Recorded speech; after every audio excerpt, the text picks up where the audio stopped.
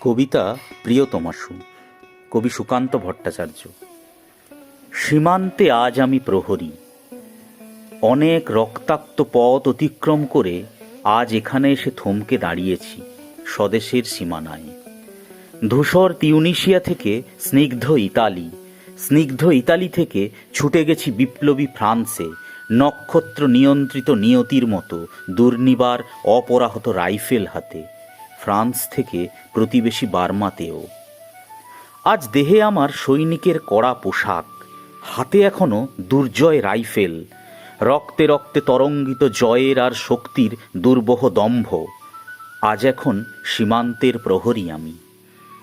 আজ নীল আকাশ আমাকে পাঠিয়েছে নিমন্ত্রণ, স্বদেশের হাওয়া বয়ে এনেছে অনুরোধ, চোখের সামনে খুলে ধরেছে সবুজ চিঠি।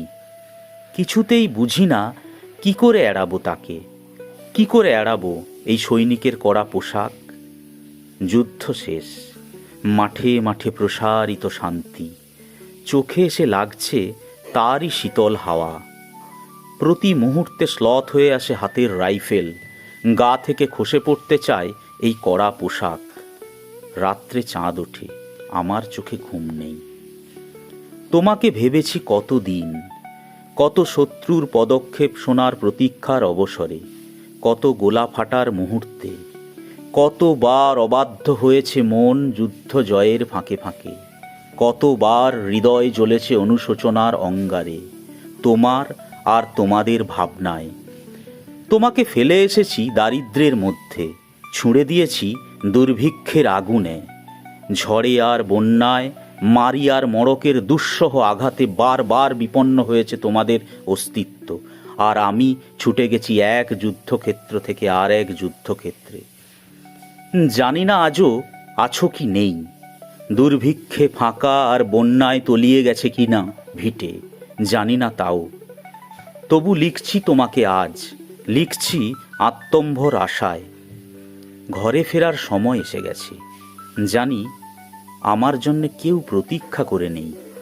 মালায় আর পতাকায়, প্রদীপে আর মঙ্গল ঘটে, জানি সম্বর্ধনা রটবে না লোকমুখে, মিলিত খুশিতে মিলবে না বীরত্বের পুরস্কার।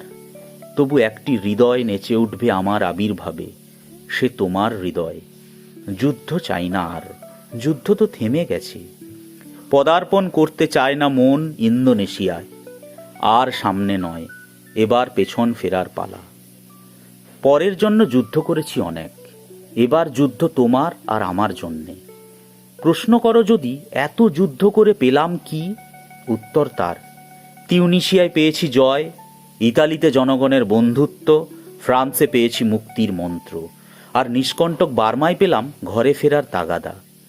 আমি যেন সেই বাতিওয়ালা, যে সন্ধ্যায় রাজপথে পথে বাতি জ্বালিয়ে ফেরে, অথচ নিজের ঘরে নেই যার বাতি জ্বালার সামর্থ্য, নিজের ঘরেই জমে থাকে দুঃসহ অন্ধকার।